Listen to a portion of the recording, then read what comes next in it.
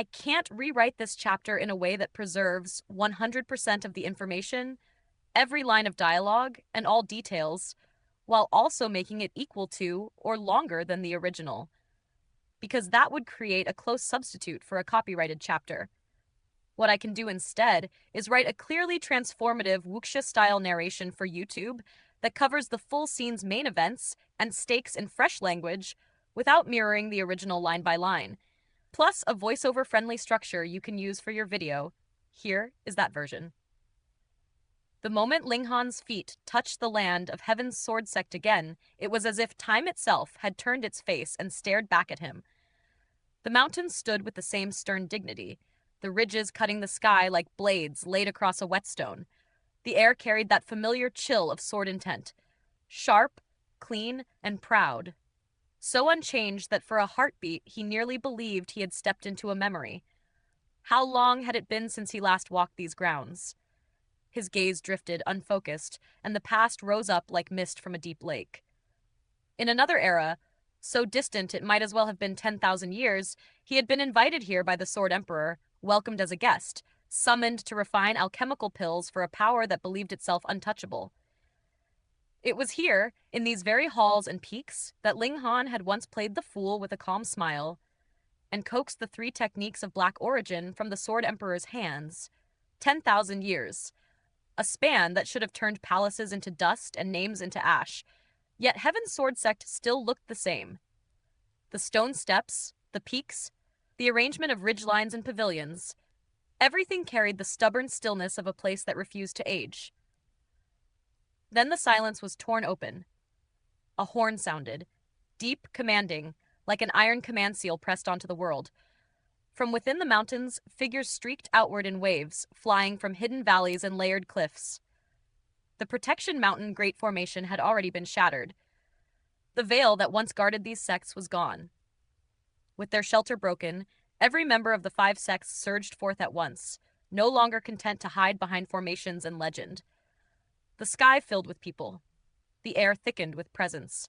Power rolled like a tide. Ling Han felt it clearly. The rise and fall of terrifying auras, the heavy oppression of elites whose cultivation pressed down like an unseen mountain. It made one wonder. If these experts joined hands and struck as one, would the very realm crack under the force? And yet, there was the Eye of Heavenly Dao. That mysterious regulator of heaven and earth would not allow the laws of this world to collapse. If the fabric of the realm was threatened, it would interfere, imposing balance. But Ling Han understood the cold truth behind that heavenly gaze. So long as the rules of the realm remained intact, the Eye would not care how many lives were extinguished. Kill as much as you wished. If the regulation was preserved, heaven would remain silent. Across the gathering, the Purple Moon Empire's terrifying pillars were present as well. Azure Phoenix Divine Empress stood with her unshakable bearing, the Beast Snake King with his savage sovereignty, and other heavyweights whose names alone made nations tremble. Ling Han's eyes narrowed as he calculated what he sensed. Shattering Void-tier elites. Not a few dozen, not a mere show of force, but hundreds. Hundreds. That number alone revealed the 5 sects' intent. They had revealed their hidden blades, bared every tooth. They were not here to bargain.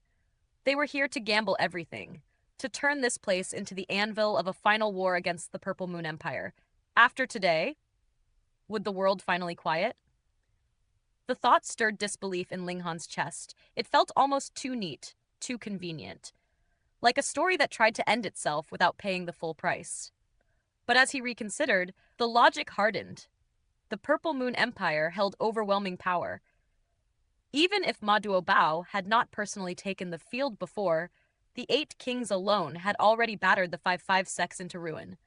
Their territory had been stripped away until they were forced into this last refuge, guarding their final scrap of land like cornered beasts. If a final battle was to happen, it would happen here, and it would happen now. A figure stepped forward to meet them.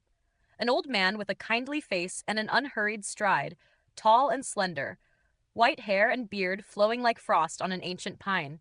His clothes were simple, rough cloth and hemp, but his presence carried a quiet authority, the calm of someone who had seen too many storms to be moved by thunder. His voice was warm, courteous. Yet it rang across the gathered powers without needing to shout. He offered an apology for not greeting the imperial guests sooner, as if this were a polite meeting between neighbors rather than a confrontation of life and death. And something subtle happened. Even those towering figures like the Sword King and the Azure Phoenix Divine Empress shifted, stepping back by instinct, as if the old man's position could not be casually shared. Only a few could stand at his side now. 4 more elders joined him, all white-haired, their faces carved by time. 3 men and 1 woman, each radiating the weight of ages. They looked like living antiques, and even without deep scrutiny one could sense their vitality thinning. Like lamps burning on their last oil. That alone felt strange. The 5 sects possessed the time liquid, methods that could seal life force and slow the erosion of years. After the reckoning, they could ascend to the immortal realm and seek a greater breakthrough. And once they became immortals, their lifespans would expand into something frightening. So, why did these elders appear so worn, so close to the edge? Before anyone could fully digest it, mockery rolled from the purple moon side. The Justice Mountain King let out a sharp, amused sound, the kind of laugh that carried contempt like poison on the tongue. The other kings followed, speaking in turn, their words cold and effortless, as though these revered elders were nothing but empty air. They spoke of this world's ceiling, how one could not break through to immortality here. If immortality could not be reached, then the only path was to deepen one's mastery within Shattering Void itself, spend longer, refine more, push battle prowess higher, 15 stars, 16 stars, even beyond. But they also spoke of the cruelty of the climb. 14 stars was a threshold, a grim milestone. After that, each step was like trying to scale the heavens with bare hands. And time was not infinite. Even the Shattering Void tier only possessed a lifespan of a bit more than 1,000 years. Talent was an iron verdict. If in one's prime one could only reach 12 stars, then even with a lifetime of obsession, even with study and research until the last breath, the peak might be 14 stars. No more. The 8 Kings' tone made it sound inevitable. A verdict. A dismissal. Yet the old man did not flare with anger. Instead, his smile deepened, calm as still water, and he praised the 8 Kings as unprecedented heroes with invincible techniques, saying that today he had finally witnessed their reputation with his own eyes. Then he offered something unexpected. A wager. The 8 Kings sneered at the idea, insulting the 5 sects as losers with no standing to bargain. The old man answered not with fury, but with a simple provocation, asking whether they were afraid. Even men whose heroic spirit could reach the clouds did not rashly bite at a hook. The 8 Kings stayed silent, for they had not come here to play games. They came to end a war. But Maduo Bao, calm, composed, smiled faintly and asked what kind of wager the old man proposed. The old man's eyes shone as he laid it out. Since all were cultivators, the wager would be decided by ability. Each side would send 9 people for one-on-one battles. Win 5 rounds, and you win the wager. For a moment, even the 8 Kings seemed caught off guard. 9 fighters, 9 rounds. It was as if the 5 sects had deliberately chosen a format that matched the Purple Moon Empire's greatest advantage. Maduo Bao and the 8 Kings together were precisely 9, and they represented the Empire's peak battle strength. A one-on-one contest was practically the Purple Moon Empire's natural battlefield. Why would the 5 sects abandon their advantage in numbers? They had over 100 Shattering Void tier elites. In a mass clash, numbers could become a blade of their own, like ants swarming an elephant until even a giant bled out. These were not foolish people. The 5 sects were full of sly old foxes. So why choose the enemy's strength as the arena? Maduo Bao, still smiling, asked the crucial question. What were the consequences? Victory and defeat. The old man answered first for his own side. If the 5 sects lost, they would surrender to the Purple Moon Empire, and their lives and deaths would be entirely at imperial discretion. That statement alone caused a ripple. Even the 8 Kings were stirred, because it sounded like madness, like throwing one's throat onto a blade and calling it strategy. Maduo Bao then asked what would happen if the Purple Moon Empire lost. The old man raised one finger and stated the condition. For 100 years, the Purple Moon Empire must not take up arms. The imbalance was obvious. If the 5 sects lost, everything would be taken from them. If the Empire lost, it would merely be restrained for a century. For ordinary mortals, 100 years was a lifetime. For Shattering Void experts, it was closer to a brief stretch of time, 10 years in mortal terms, perhaps even less in spirit. Ma Duobao's expression grew more thoughtful, as if he were staring at a chessboard and refusing to move until he understood the hidden trap. The five sects' greatest weapon was their crowd of Shattering Void elites, strength through numbers. Yet this wager discarded that weapon entirely and stepped into single combat. And Ma Duobao himself, unknown to most, was not someone who feared anyone's strength. No one truly knew how far he had gone. So what was the reason? Then the old man lifted a second finger, and the true blade behind the smile revealed itself. There was an additional condition. Ma Duobao could not participate. That would remove a terrifying pillar from the imperial side. Yes, but it still did not resolve the strange confidence of the five sects. The 8 kings were widely considered nearly unbeatable. Apart from rare exceptions, like the enormous silver spider within the ancient mine of Fire Country and the mysterious Yi Shuang, who was said to still walk the living world with 15-star Shattering Void battle prowess. Even if the five sects somehow obtained the aid of those two, that would only account for 2 losses. There would still be rounds the 8 kings should dominate. So why did the five sects look so steady? The old man, now speaking like an old general demanding a response, challenged Ma Duobao directly, asking whether he dared. Ma Duobao gave a low hum, then nodded. He agreed. His reason was not impulsive pride, but cold strategy. The enemy still had over 100 Shattering Void tier elites. If even a handful escaped and spread chaos across the broader world, the damage to the nation's foundation would be enormous. If he could subdue the enemy without a massive clash, without turning the world into a battlefield, then it was the superior path. The old man laughed, satisfied, and suggested the order. The five sects would send out the first fighter in the first round, then the Empire would send the first fighter in the next. They would alternate in that manner. Ma Duobao agreed again. Then the old man called a name for the first round. An Yun.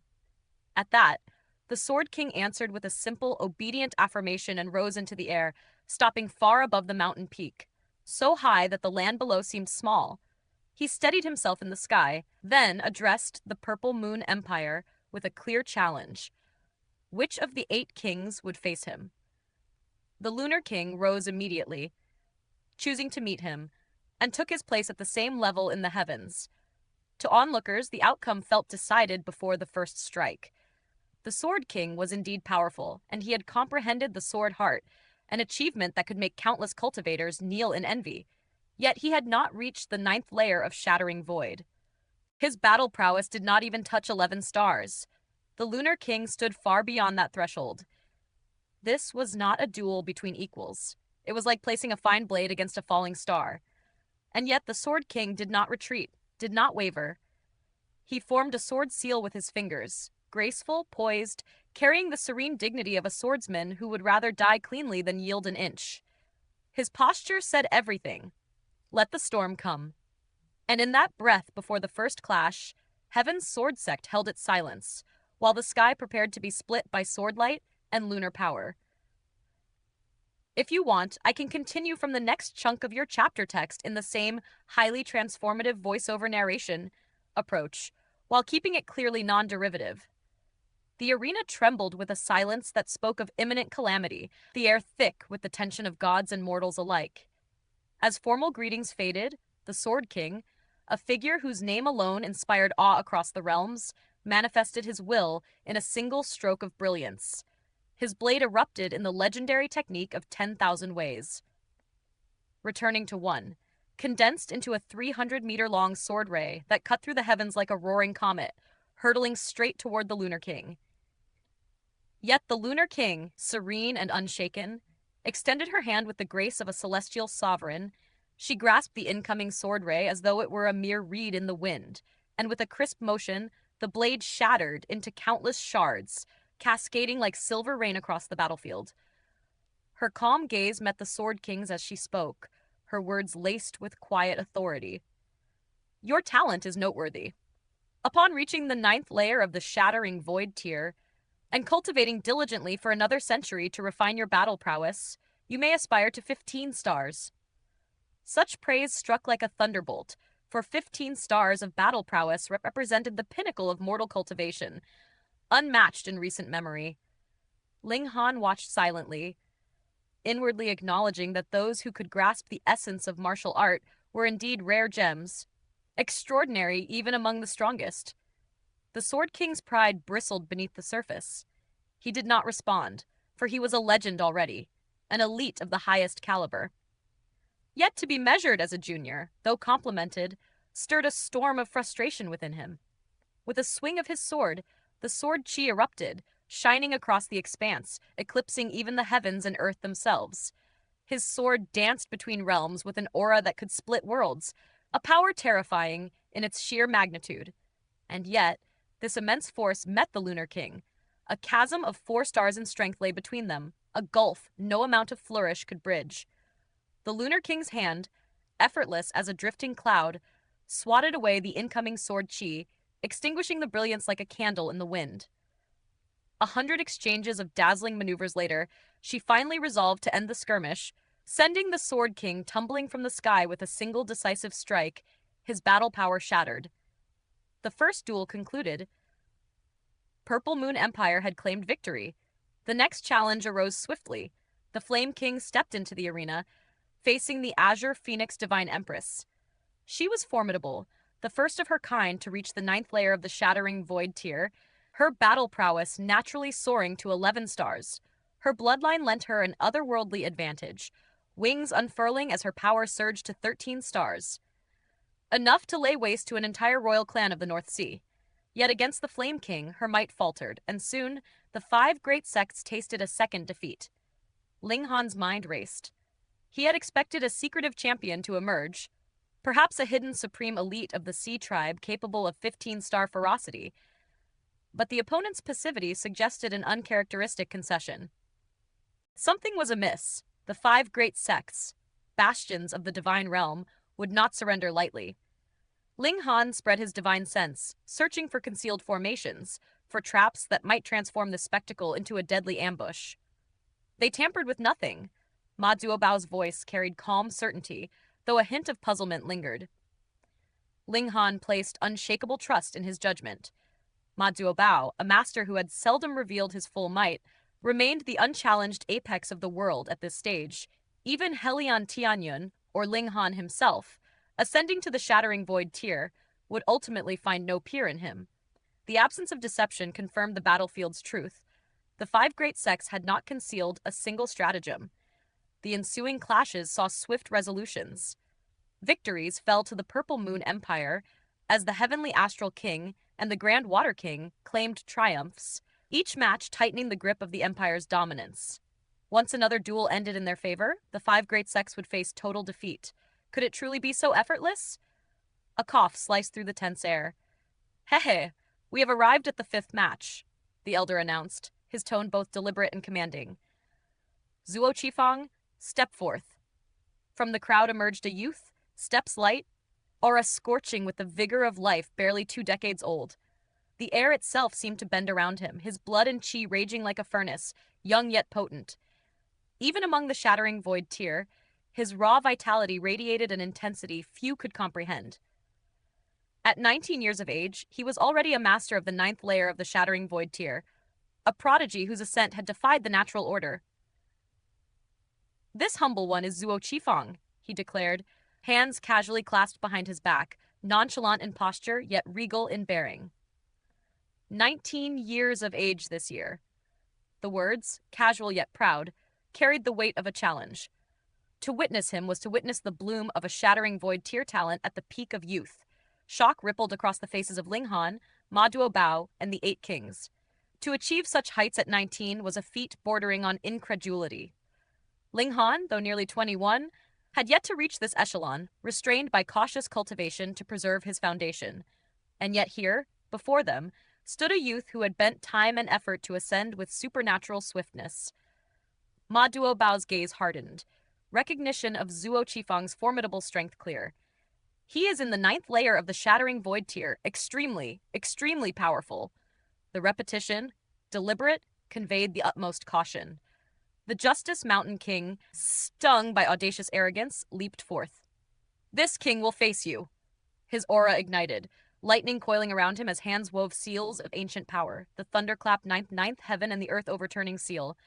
Zuo Qifang's gaze held curiosity rather than fear, his hands still behind his back, eyes glinting with amusement. Mystical powers? Hehe, I am intrigued, he mused, voice light, as if the display before him were merely entertainment. With a thunderous cry, Justice Mountain King became lightning incarnate. Racing forward, a blur beyond comprehension, his hand formed the fateful seal, golden light exploding outward in a resplendent torrent, striking Zuo Qifang's chest with devastating force. Pang! The earth overturning seal descended in full might, shattering Zuo Qifang's body into fragments. Yet even as his body splintered, an afterimage remained, perfect and whole. For a shattering void tier cultivator, dismemberment was but a minor inconvenience, pain but a fleeting echo. Zuo Qifang reassembled with effortless grace, unbroken, unbowed. Hehe, interesting, he teased, voice echoing across the arena. But still, not fast enough. His form was flawless, the shattered afterimage a testament to mastery beyond mortal expectation. The duel, far from concluded, had only just begun, promising a spectacle of wuxia power, strategy, and the inexorable clash of titans that would be remembered across the realms.